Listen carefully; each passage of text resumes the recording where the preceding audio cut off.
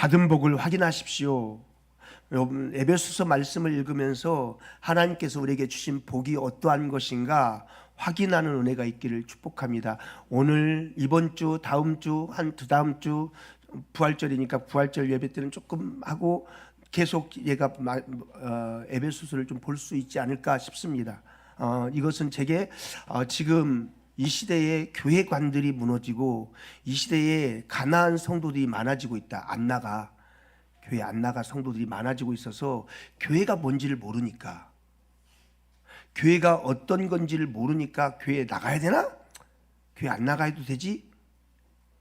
이런 생각들이 일어나면서 교회를 향한 마음들이 개인주의로 그냥 무너져 버리는 이런 시대이라는 마음을 주셔서 에베소서 말씀을 좀 살펴보려고 합니다. 여러분, 교회는 무엇을 하는 곳인가? 교회의 존재 이유와 목적은 뭔가? 혹시 여러분 이런 질문들을 하십니까? 또 좋은 교회는 어떤 교회인가? 좋은 교회의 기준은 무엇인가? 이런 질문들을 하십니까?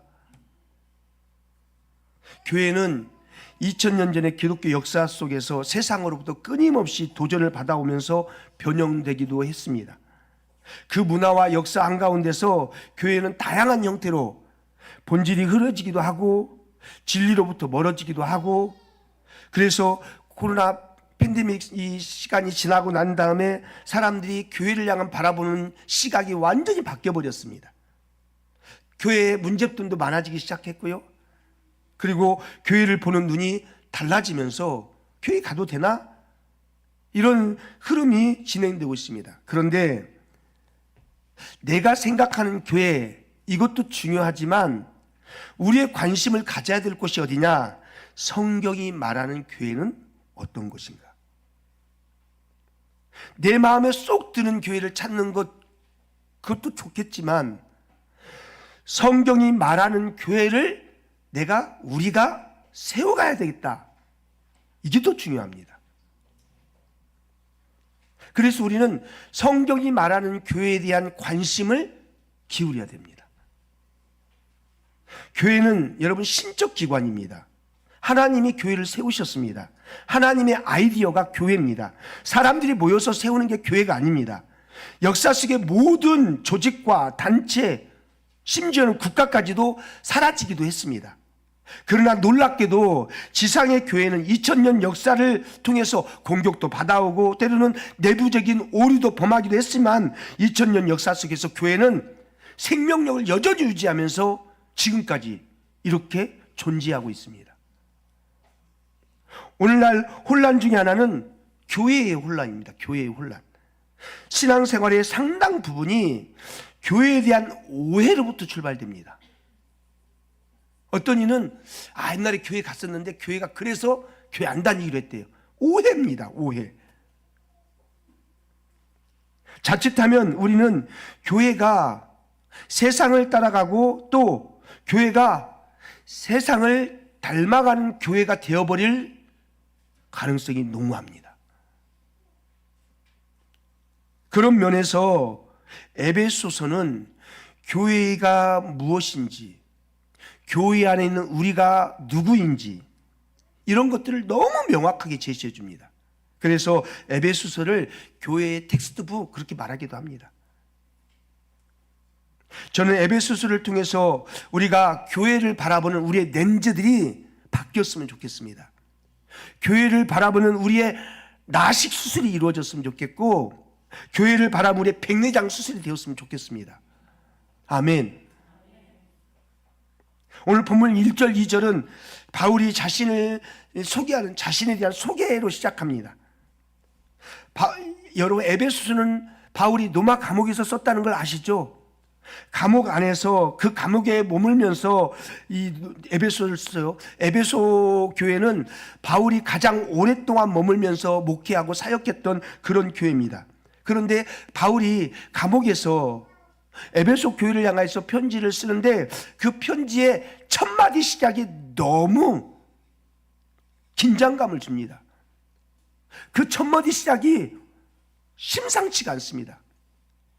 3절입니다. 3절 한번 읽어보시겠습니까? 함께 시작. 찬송하리로다. 하나님 곧 우리 주 예수 그리스도의 아버지께서 그리스도 안에서 하늘에 속한 모든 신령한 복을 우리에게 주시되. 지금 바울이 감옥에 있는데 그 감옥에서 에베소 교회를 생각하면서 편지를 쓰는데 그 첫 마디가 뭐냐면 찬송합니다. 찬송. 서신을 열면서 첫 마디가 찬송이라는 겁니다.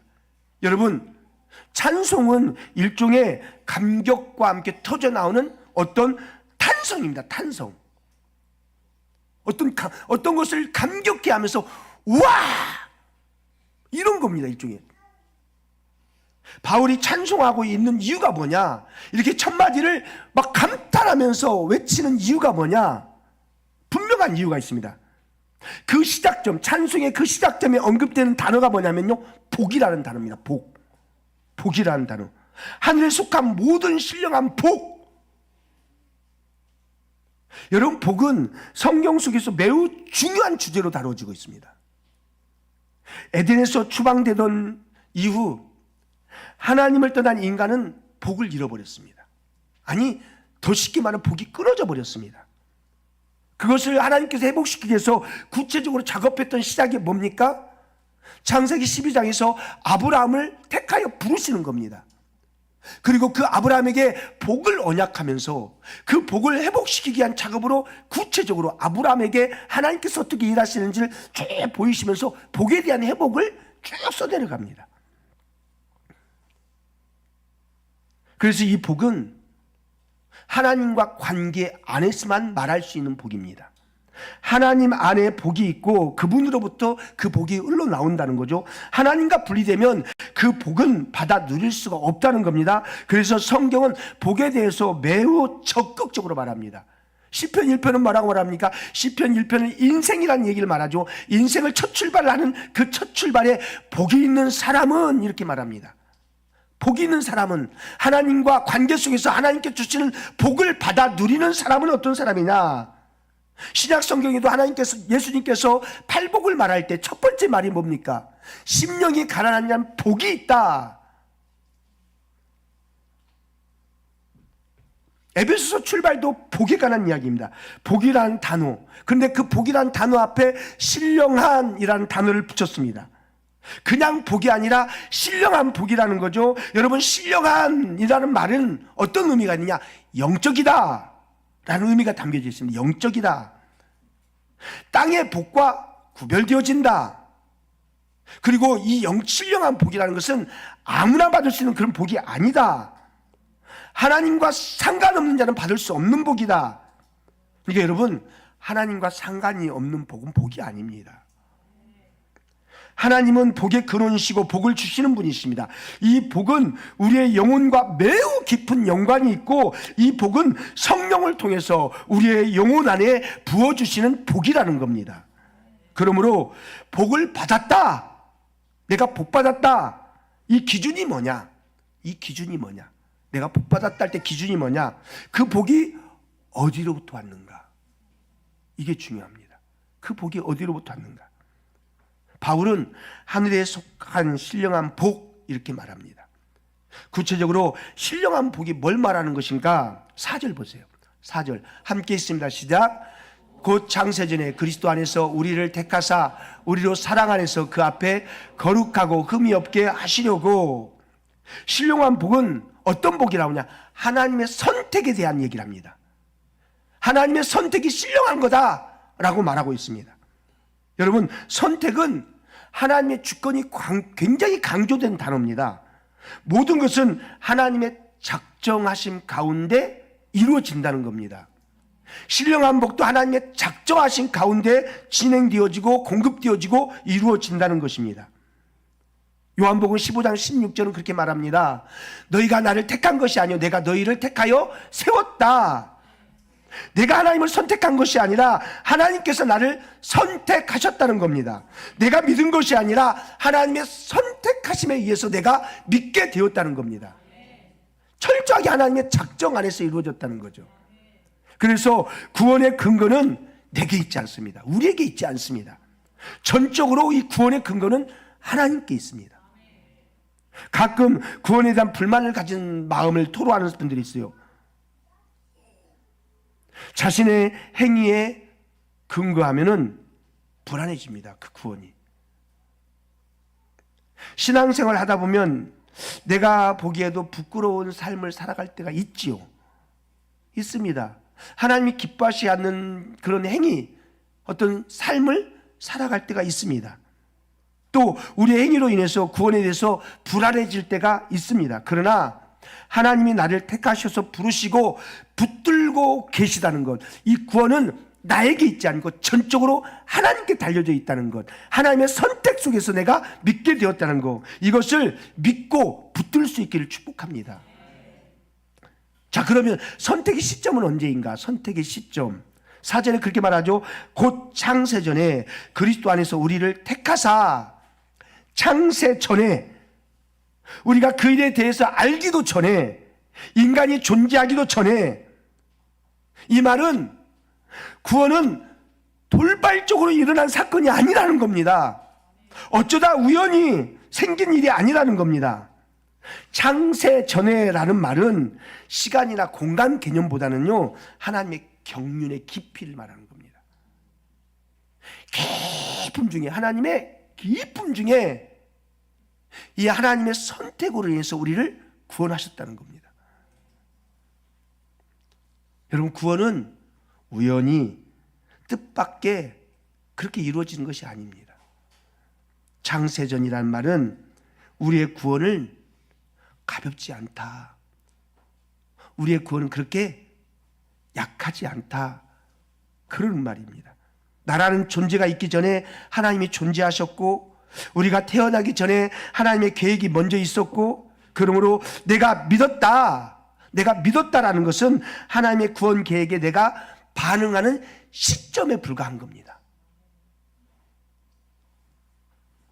구원은 하나님의 빈틈없는 아주 치밀한 하나님의 계획 안에서 이루어졌습니다. 내가 하나님의 선택된 구원된 백성이라는 것이 그렇게 설렁설렁 된 게 아니라 치밀하고 철저한 계획 속에서 이루어졌다는 겁니다. 그러니 이 구원이 얼마나 대단한 것입니까? 이 구원이 얼마나 위대하고 영광스러운 겁니까? 아무나 누릴 수 있는 구원이 아닙니다. 그동안 내 삶 속에서 일어났던 수많은 사건들이 이 하나님의 선택 사건에 눈이 떠지기 시작하면은 이해가 되기 시작합니다. 복기가 되어집니다. 그때 그 일이, 그때 그 친구를 만난 게, 그때 내가 그 교회 옆에 살았던 것이, 그때 내가 그 목사님을 만났던 것이, 그때 내가 그 전도를 받았던 것이, 그때 내가 그런 아픔과 상처와 괴로움을 경험했던 그것이, 그때 내 인생의 어떤 실패들이 복기를 해보니까 하나님께서 나를 구원하시기 위한 어떤 조각들이었다는 거죠. 조각들. 어거스틴은 그런 말을 했어요. 우리 이곳이 닭장 속에 닭들이 막 발자국을 내죠. 발자국. 그럼 그 닭장 속에 닭들이 발자국을 내놓은 게 막 엉켜 있죠. 그죠? 이거 아무 의미 없는 발자국 같잖아요. 근데 이 하나님의 선택에 이것이 눈이 떠지기 시작하면 그 흐름이, 그 의미 없는 발자국 같은 그것이 의미가 다 있었다는 겁니다. 의미가. 로마서 8장 28절은 그래서 그렇게 말하죠. 우리가 알거니와 하나님을 사랑하는 자, 곧 그의 뜻대로 부르심을 입은 자들에게는 모든 것이 합력하여 선을 이룬다. 내 의미 없는 발자국 같았는데, 내 의미 없는 실패 같았고, 내 의미 없는 고통 같았는데, 그 모든 것들이 하나님이 나를 선택하기 위해서 진행되어지고 있는 하나님의 깊은 경륜이었다는 겁니다. 그래서 그것을 압력하여 하나님의 선을 이루어갔다는 겁니다. 우리의 삶에 별별 일들이 다 있지 않습니까? 그 수많은 일들이 일어났지만, 다 알 수는 없지만 하나님이 보이지 않는 손길로 우리를 구원의 자리로 이끌어 주셨다는 겁니다. 내가 우연히 교회에 다니고 있는 것이 아닙니다. 내가 하나님의 선택하기 전에 하나님이 나를 먼저 선택했다는 겁니다. 그토록 안 믿으려고 도망치면서 외면했는데 어느 순간 내가 신앙생활을 하고 있는 겁니다. 저는 제가 예수 믿는 사람을 핍박하는 사람이었다니까요. 지가 바울인 줄 알아. 핍박했다. 내 친구가 예수 믿으라 그러면 니나 믿으라. 그러면서 핍박했다니까요. 개뿔 알지도 못하면서 아는 척 막 하면서 걔하고 이 논쟁을 벌이려고 했다니까요. 예. 근데 제가 교회 다니고 있다니까요. 그것도 목사로 있다니까요.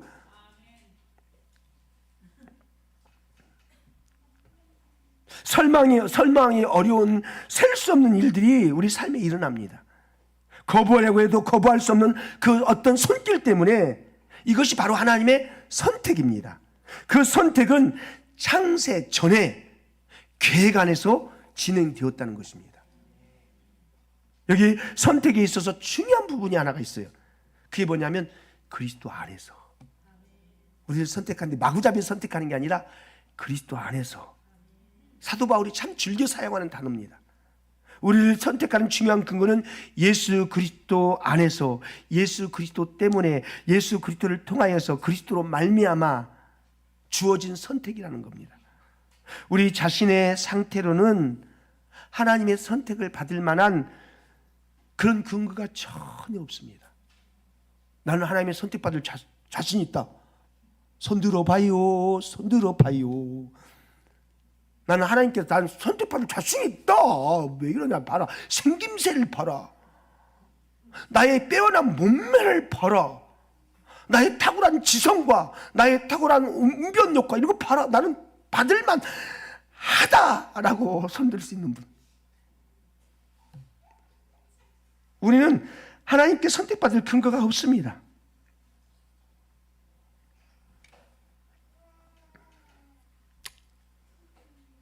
그런데 오직 답이 있다고 한다면 예수 그리스도 안에서. 별 볼 일 없는데 예수 그리스도 때문에. 참 쓰레기 같은데 예수 그리스도로 인하여. 이게 선택의 기준이라는 겁니다. 그래서 1절부터 14절까지 자세히 보면은요, 이 짧은 구절 안에 그리스도가 계속 반복해서 나옵니다. 계속. 예. 그리스도를 강조하는 이유가 바울이 이렇게 그리스도를 강조하는 이유가 뭘까요? 이 짧은 구절 안에 계속 그리스도를 말하면서 강조하는 이유가 뭘까요? 여러분, 바울이 그리스도를 강조하는 이유는 아담 안에서와 대조를 시키기 위해서 그런 겁니다. 아담 안에서와. 예, 여러분, 우리의 소속이, 여러분의 소속이 어디였습니까? 아담 라인이었습니다. 아담 라인. 아담 라인에 있었습니다. 그런데 이제는 우리를 선택해서 그리스도 라인으로 세상에서 누구 라인이냐 중요하죠. 아담 라인에서 그리스도 라인으로 우리를 바꿔버렸다는 겁니다. 이제는 우리가 그리스도 라인으로 바뀌었습니다. 그리스도 안에서 주어진 구원은 그래서 어느 누구도 흔들 수 없다는 겁니다. 그리스도가 우리의 구원의 보증이 되어줬기 때문에 구원의 역사 안에 그리스도를 빼버리면요, 모든 것들은 무너져 버립니다. 그런데 수많은 사람이 이 그리스도를 빼놓고 말하려고 한다는 겁니다. 특별히 이 시대는 파도처럼 이 다원주의가 고개를 막 들면서, 이단의 세력들이 고개를 들면서 막 치솟아 오르고 있습니다. 이 필리핀에 갔더니 필리핀에도 이 이단의 교회가 얼마나 큰지, 거기도 지가 예수라고 하는 사람이 꽤 있더라고요.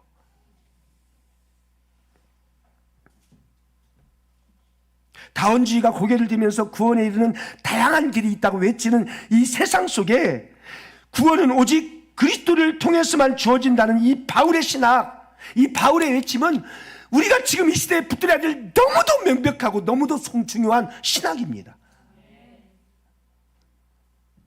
그리스도를 놓치면 우리의 구원의 길을 잃어버립니다. 어떤 확신도 가질 수가 없고요. 그래서 하나님은 그리스도 안에서 우리를 무조건 봐주시기로 작정하셨기 때문에 그분의 십자가를 우리가 구원에 이르게 하셨다는 겁니다. 그게 주님의 창세전에 있는 선택 사건입니다. 그리스도 안에서 선택한 것. 로마서 8장 33절 34절은 그렇게 말합니다. 누가 능히 하나님께서 택하신 자들을 고발하겠느냐? 의롭다 하신 이는 하나님이시다. 누가 정죄하겠느냐? 죽이실 뿐만 아니라 다시 살리신 이는 그리스도 예수시니 그는 하나님 우편에 계신 자요 우리를 위하여 간구하시는 자신이라. 한 번 얻은 구원은 취소될 수 없음. 왜 그래요? 왜? 구원의 근거가 우리의 행위에 있지 않고 예수 그리스도 때문이기 때문에. 할렐루야.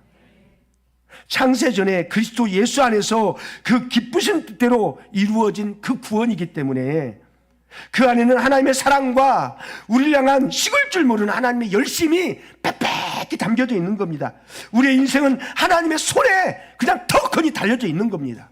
하나님의 열심이 쉬지 않고 있기 때문에 우리는 어떤 누구의 공격 앞에서도 구원을 받을 수 있다는 겁니다. 이게 하나님의 선택 사건입니다. 여러분, 우리 구원이 째째한 구원이 아닙니다. 연약한 구원이 아닙니다. 우리의 구원이 그냥 어설픈 구원이 아닙니다. 우리의 구원은 정말 단단하고 확고하고 분명하고 움쩍달싹할 수 없는 견고함이 있는 구원입니다. 그래서 이 구원의 눈이 떠지면 무슨 일을 만나도 평안이 있는 거죠. 평안이 있는 거죠. 할렐루야. 그런데 여러분, 오해는 마십시오. 그리스도 안에서의 선택을 오해하지는 마시기 바랍니다. 하나님으로부터 선택받았기 때문에 이제는 그것이 흔들리지 않게 내 마음대로 살아도 된다, 그 의미는 아닙니다. 예. 여전히 연약하여 죄를 짓기는 하지만 이전과는 달라진 거죠. 달라진 거죠. 이제는 죄를 지어도 죄인 줄 모르고 죄를 즐겼습니다. 그런데 이제는 선택받고 예수 그리스도 안에서 구원을 받은 우리는 이제는 죄를 지으면은 죄로 인해서 견딜 수 없어 합니다. 죄로 인해서 깊은 상처, 흔적들이 일어납니다. 죄로 인해서 내 내면에 스크래치가 일어나는 거죠. 내 영혼의 스크래치가. 그래서 막 견딜 수 없는 이 답답함, 후회, 그러면서 결국은 주 앞에 나갔다가 회개가 터지는 거죠. 여러분, 왜 하나님께서 우리를 이렇게 창세전부터 선택하시면서 구원하시는 걸까요? 왜 구원하시는 걸까요? 4절 다시 한번 읽어봅시다. 4절, 정신 바짝 차리고 여러분 나만 흥분하게 하지 마시고 여러분도 말씀을 들으면서 같이 흥분하면서 얼쑤 막 추임새도 넣어가면서 아멘이 그런 거예요. 아멘이 추임새예요. 여러분, 아멘 하면 설교자가 더 힘을 얻어요. 아멘 하면 설교자가 더 힘이 나요. 아멘 하면 여러분 알지 못한 비밀한 세계까지 막 쏟아져 나가요. 네. 자, 4절 다시 한번 읽어보시죠. 시작. 곧 창세전에 그리스도 안에서 우리를 택하사 우리로 사랑 안에서 그 앞에 거룩하고 흠이 없게 하시려고. 우리를 구원하신 놀라운 목적 중에 하나가 뭐냐? 우리를 거룩하고 흠이 없게 하시려고 우리를 구원하셨다는 겁니다. 이것이 택하심의 의미입니다. 여기 거룩하고 흠이 없게 한다, 이 말은 새로 지어짐, 새롭게 하심, 그런 의미가 담겨 있습니다. 우리를 왜 새롭게 하셨느냐? 구원하셨는데 왜 새롭게 하셨느냐? 여러분, 우리는 죄로 완전히 더럽혀진 존재 아닙니까? 본래 하나님이 우리를 창조하셨을 때는 뭐라고 했습니까? 보시기에 심히 좋답니다. 겁나게 좋네, 그런 거였습니다. 그러나 죄로 인해서 문제투성이가 되어버렸습니다. 그런데 하나님은 죄인을 포기하지 않으시고 창세 전부터 계획하시며 구원을 베풀어 주십니다. 왜요? 거룩하고 흠이 없게 하시려고. 거룩하고 흠이 없다라는 새로 지으심이라는 뜻도 있지만 온전하다라는 뜻도 있습니다. 무엇을 위해서 새롭게 온전하게 구원하셨을까요? 에베소 2장 10절 한번 보십시오. 시작. 우리는 그가 만드신 바라 그리스도 예수 안에서 선한 일을 위하여 지으심을 받은 자니. 아멘. 우리는 그가 어떻게 만들어서 새롭게 만들었습니다. 그런데 어디 안에서? 그리스도 안에서 무엇을 위해서? 선한 일을 위해서 지으심을 받은 자니 이 일은 하나님이 전에 예비하사 우리로 그 가운데 행하게 하려 하심이라. 하나님은 선하신 하나님이십니다. 그래서 여러분, 우리를 지었다는 것은 하나님의 선하심을 닮아가도록 지었다는 겁니다. 우리에게 주어진 구원은 그냥 개인이 예수 믿고 천국 가는 정도, 그 정도의 구원이 아니라 하나님의 계획 안에서 우리를 통해서 선한 일을 위해서 모든 이들이 회복되기를 바라시는 하나님의 선한 의도가 담겨져 있는 위대한 구원이라는 겁니다. 그러니까 내가 그리스도인으로 한 사람으로 새로 지음을 받았다는 이 사실은 그냥 막사로 되는 존재가 아니라 나를 통해서 수많은 인류가, 온 열방이 나를 통해서 하나님을 보게 하는 거, 이게 목적입니다. 여러분, 실패했죠. 하나님이 이스라엘을 선택했는데 실패했습니다. 그들을 선택한 이유가 뭡니까? 그들이 선택받을 조건이 있었습니까? 가치가 있었습니까? 이유가 있었습니까? 없었습니다. 그냥 하나님 일방적인 선택이었습니다. 그 선택으로 이스라엘을 선택했는데 이스라엘은 어떻게 했습니까? 선택한 목적을, 구원의 목적을 잃어버린 겁니다. 그리고 자기들만 자기를 통해서 열방이 하나님 계심을 보게 하고 싶었는데 그 선한 일을 이들이 이루어가지 못하는 겁니다. 그래서 예수 그리스도를 통해서 또다시 새롭게 지으신 겁니다. 그리고 우리를 통해서 뭐라고요? 여러분, 천국을 믿습니까? 이 땅의 것은 다 썩어져 없어지는 걸 믿습니까? 그런데 우리는요, 천국에서 남을 것들에 초점을 두지 않습니다. 마치 유대인처럼 삽니다. 하나님의 이름이 드러나고 하나님의 나라가 드러나고 하나님이 나를 통해서 하나님의 모든 사람이 열방이 구원을 받는 이것에 초점을 갖지 않습니다. 내가 이 땅에서 잘 살면 되는 겁니다. 내가 이 땅에서 내 가족, 내 새끼, 내 집 번창해 가면 그거면 됩니다. 예수 안에 있으면서. 그러면 그게 잘 사는 거라고 생각합니다. 그런데 하나님이 우리 그것 때문에 불렀겠습니까? 선한 일을 위해서, 하나님의 구원의 목적이 선한 일을 위해서라는 겁니다. 나를 통해서 열방이, 모든 이들이 하나님의 회복 가운데 들어오게 하기 위해서.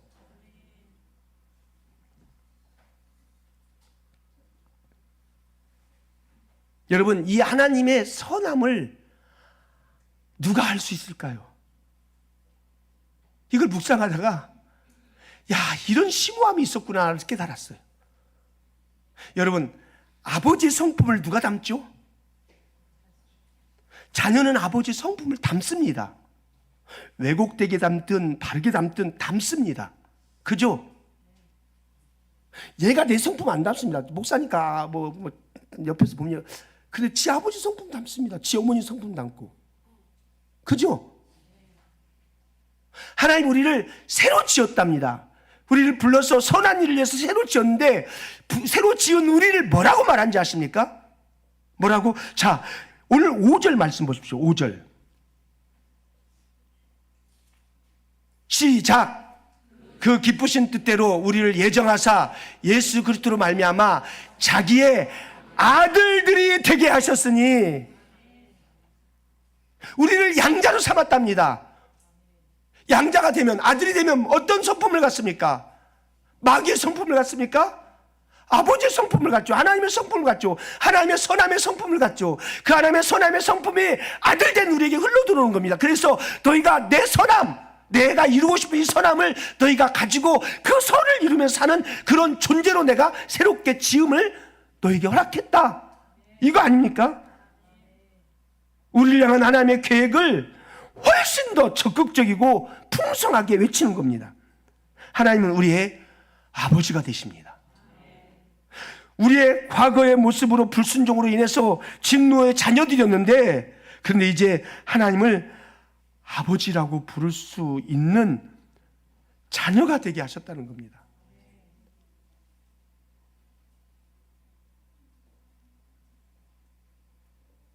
나는 그만 울어버렸네. 이게 그랬구나, 이게 느껴지면서 제 안에서 눈물이 핑 도는 거 있죠.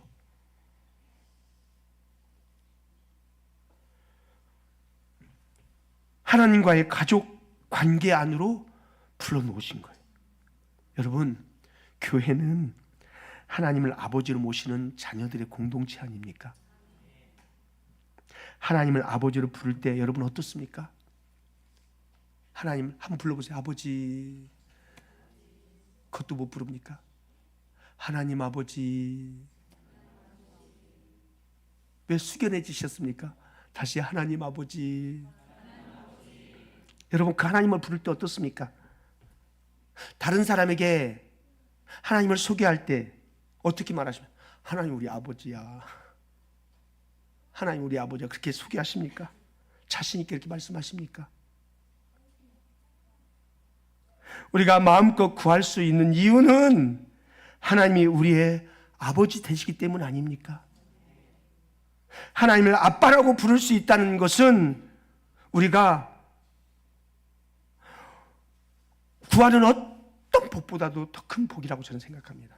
제가 신앙생활 초기 생활을 할 때 이제 막 교회 아장아장 나가서 교회 다니면서 이제 교회에 대한 맛을 막 붙이고 있을 때 저희 직장에 어떤 선배, 1년 선배가, 그분은 교회를 좀 오래 다녔던 모양이에요. 그분이 와서 자기는 하나님을 아빠라고 부르는 게 너무 좋아. 난 그때는 그게 너무 이상했어요. 싸가지 없게 아버지를 아빠라고 불러.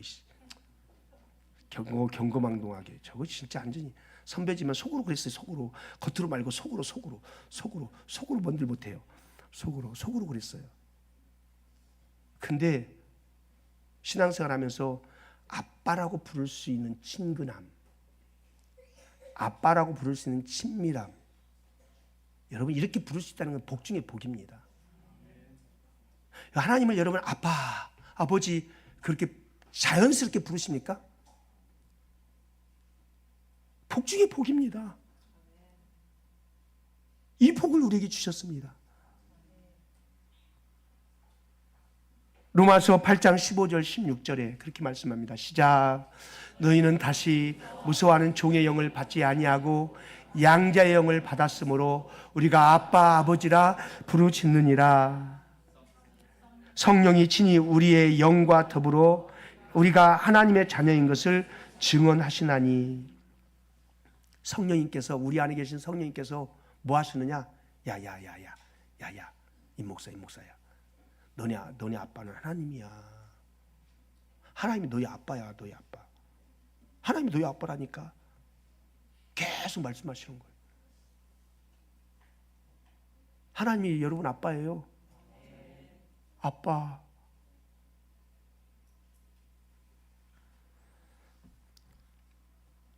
우리가 하나님을 향하여서 아빠라 부르짖게 할 수 있는 거, 이게 복 중에 복이에요. 복입니다. 복. 갈라디아서 4장 6절은 말합니다. 너희가 아들임으로 하나님이 그의 아들의 영을 우리 마음 가운데 보내사 아빠 아버지라 부르게 하셨느니라. 여러분, 우리가 모여서 예배 드리는 이유도 한 분 하나님 아버지의 자녀가 되었기 때문입니다. 이 복을 받았기 때문입니다. 그분의 아들과 딸로 살아가는 것은 하나님을 아버지로 모시고 사는 우리 인생 가운데 가장 본질적인 부분입니다. 우리가 기도할 때뿐만 아니라 일상에서 하나님을 아버지로 모시면서 산다는 것은 우리에게 주어진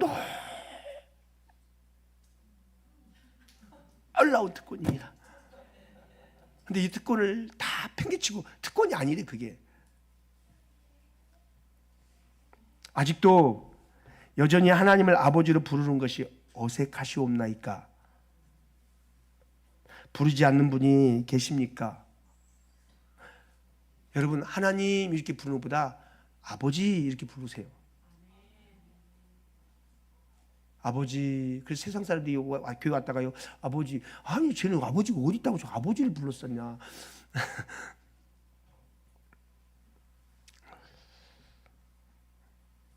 만약 우리가 하나님을 아버지로 부르지 못한다면, 그렇다면 복음이 우리에게 가져다 준 놀라운 은혜를 아직 깨닫지 못했을 가능성이 많습니다.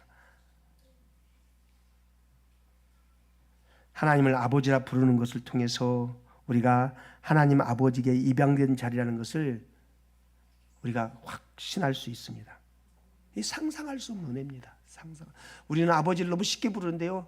그리고 우리는 이 육신의 아버지에 대한 상처, 육신의 아버지에 대한 좋지 않은 기억, 육신의 아버지에 대한 별로 이게 난 진짜 아버지 없었으면 좋겠어 할 만한 그런 사건들이 있는 사람들은 아버지라고 부를 때 아버지가 진짜 싫어. 하나님 우리 아버지면 나 안 믿겠다. 우리 아버지 같으니까.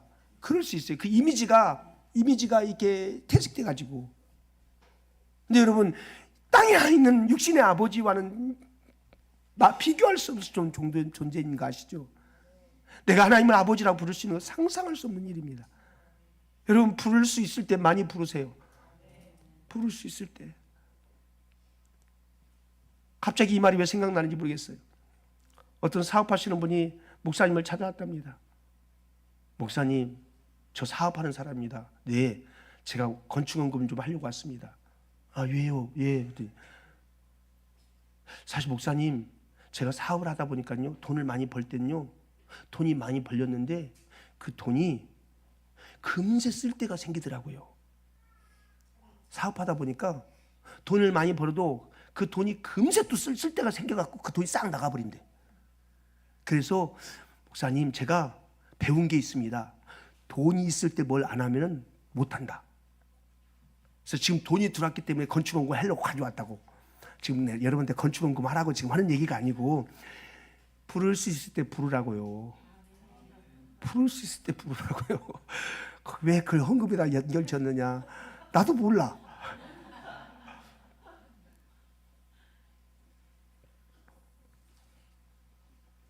갈라디아서 4장 7절. 그러므로 내가 이후로는 종이 아니요 아들이니 아들이면 하나님으로부터 말미암아 유업을 받을 자니라. 아들된 우리는 하나님의 유업을 받습니다. 하나님의 성품만 받는 게 아니라 하나님의 유업을 받습니다. 새로운 신분을 부여받았습니다.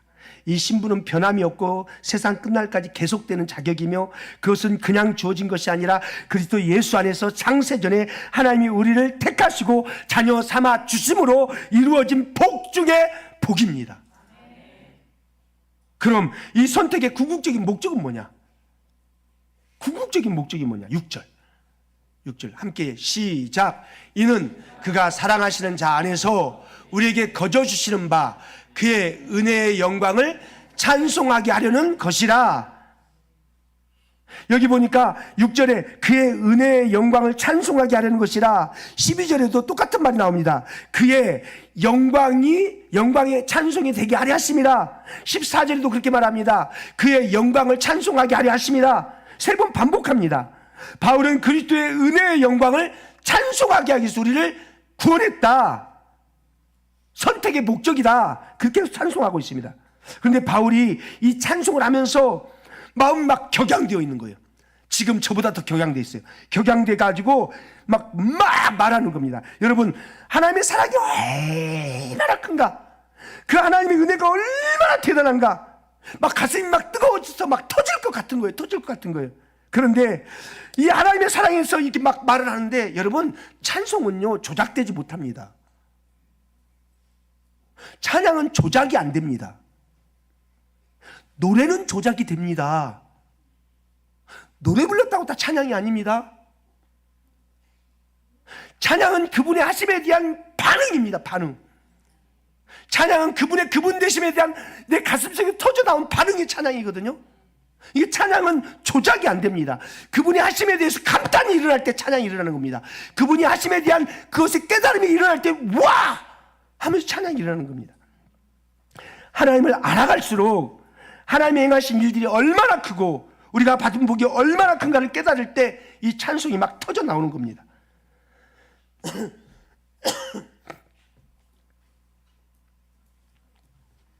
우리는 도무지 자격이 없는 사람들이었습니다.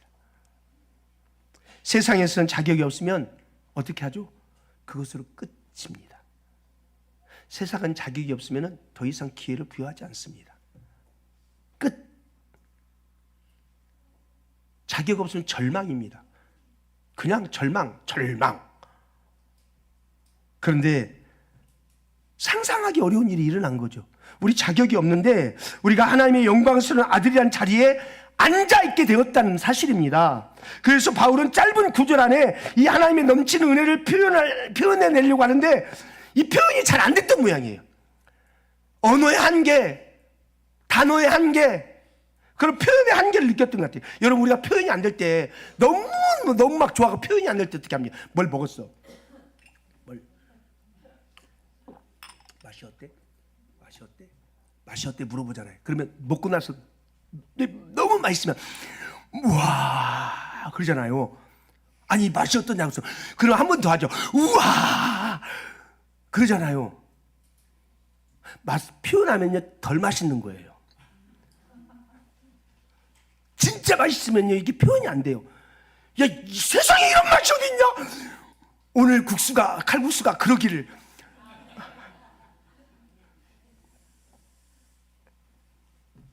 우와, 이야, 우와.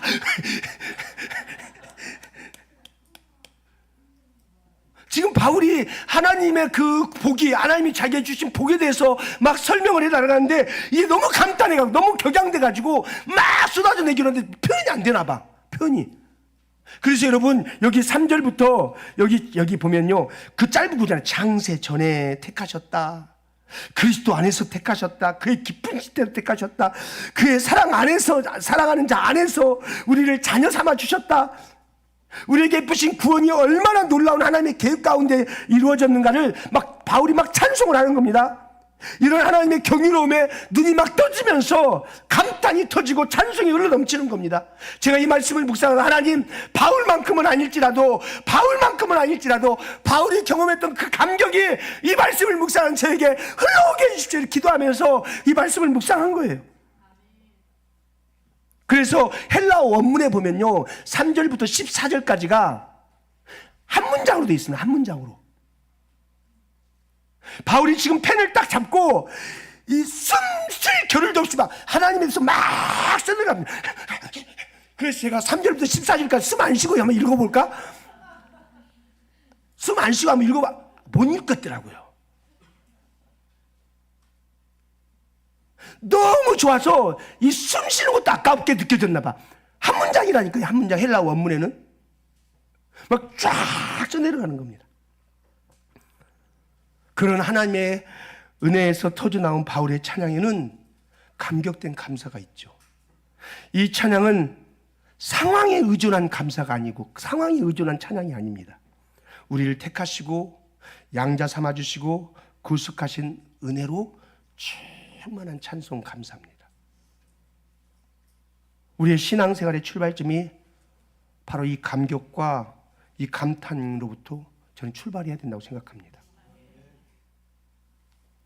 하나님이 누구이신지, 그분이 행하신 일이 얼마나 위대하신지, 그리고 내가 받은 복이 얼마나 큰 것인가를 깨닫고 감탄하고 찬양하는 것, 여기에 예배가 터지는 거죠. 예. 진정한 예배는 그 은혜를 깨달은 자의 반응입니다. 반응. 예배가 뭐예요? 그분의 구원하심이 보좌에 앉으시 우리 하나님과 어린 양께 있도다 하면서 막 나 이런 찬양할 때는 막 우리가요 갑자기 있다가도 막 저는 구원하심이 보좌님 막 이렇게 찬양이 막 반응하는 거죠. 맞습니다.